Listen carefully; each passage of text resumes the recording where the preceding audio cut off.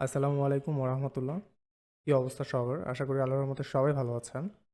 আজকে আমরা মাইক্রোসফট এক্সেলের একটি চমৎকার টুল সম্পর্কে জানব। সেটি হলো ফ্রিজ প্যান্স। তো চলুন দেরি না করে দেখে নিই কীভাবে এই টুলটি কাজ করে। তো এর জন্য আমি আগে থেকে একটি র্যান্ডম ডাটা শিট তৈরি করে রেখেছি। আপনারা যদি এই শিটটি ভালো করে খেয়াল করেন দেখতে পাবেন এটি একটি কোম্পানির 2022 সালের এএমও পদে যেসব এমপ্লয়ি জব করেছেন তাদের একটা স্যালারি শিট। এখানে টোটাল 100 জন এমপ্লয়ির জানুয়ারি থেকে ডিসেম্বর পর্যন্ত তারা টোটাল কত স্যালারি পেয়েছে সেটা উল্লেখ আছে। প্রতি মাসে আলাদা আলাদা স্যালারি উল্লেখ আছে এবং তাদের অ্যাভারেজ স্যালারি উল্লেখ আছে।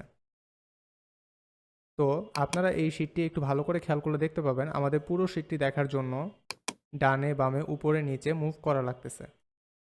এভাবে আমরা কাজ করতে পারি, কিন্তু বেশ কিছু সমস্যা হয়ে দাঁড়ায়। যেমন আমরা যদি একটু ডান পাশে মুভ করি, আমি যদি এখানে ক্লিক করি আর বলি 2,60,100 টাকা, এটা কার টোটাল স্যালারি ছিল 2022 সালে, তাহলে ওই এমপ্লয়ির নাম দেখার জন্য আমাদের আবার বাম পাশে যেতে হবে।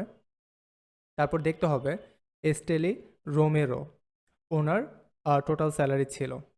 আবার আমরা যদি একটু নিচের দিকে যাই, তারপর এখানে জাস্ট ক্লিক করি ফিলিপ বেল, উনি 19,500 টাকা স্যালারি পেয়েছেন কোন মাসে যদি আপনাকে জিজ্ঞাসা করা হয়, তাহলে আপনাকে বলতে হলে উপরের দিকে মুভ করে দেখতে হবে যে উনি মে মাসে এই স্যালারিটা পেয়েছেন। অর্থাৎ এখান থেকে সব ডকুমেন্ট আমরা চোখের সামনে ভিজিবলি দেখতে পারতেছি না, আমাদের দেখার জন্য ডানে বামে উপরে নিচে মুভ করা লাগতেছে। এভাবে আমরা কাজগুলো করতে পারবো, কিন্তু এতে আমাদের অনেক সময় নষ্ট হবে এবং এটা আসলেই কোনো স্মার্ট ওয়ে না, তাই না? তো আমরা এটাই আজকে ফিক্স করব যে কিভাবে আমরা স্মার্টলি এই কাজটা করতে পারি। তো আমরা এখানে আসি। এখন আমাদের খুঁজে বের করতে হবে যে আসলে আমরা কোন কোন সেলগুলোকে মুভ করতে চাই না, কোন কোন সেলগুলো আমরা ফ্রিজ করে বা আটকিয়ে রাখতে চাই। এখানে আমরা এই সেলগুলো আমাদের আটকিয়ে রাখতে হবে, আমরা বুঝতে পারতেছি। আবার এখানে নামগুলোকে আমাদের আটকিয়ে রাখতে হবে। তো আমরা এটাকে জাস্ট একটা চিন্তা করি আর এটাকে একটা কলাম চিন্তা করি।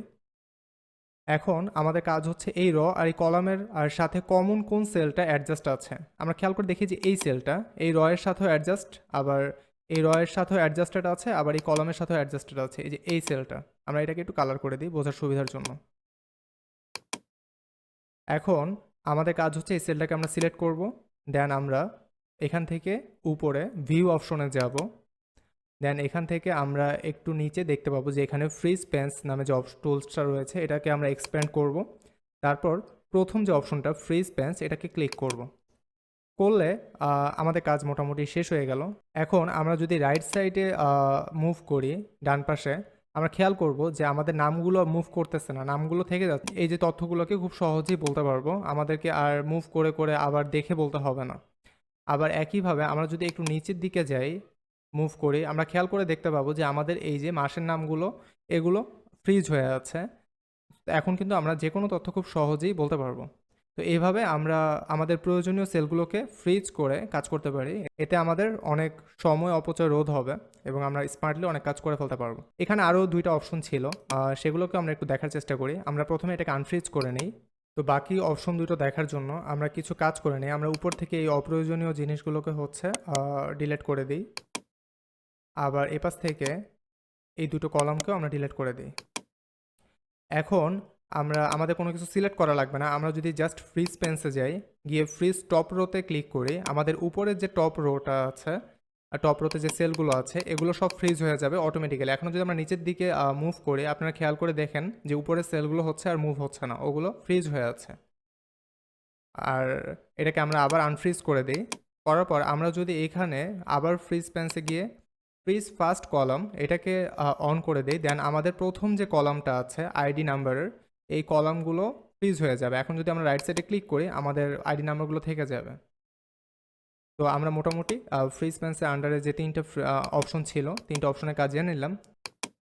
তো আজকের ভিডিও এ পর্যন্তই ছিল। সবাই ভালো থাকবেন, সুস্থ থাকবেন, নিজেদের খেয়াল রাখবেন। আল্লাহ হাফেজ, আসসালামু আলাইকুম।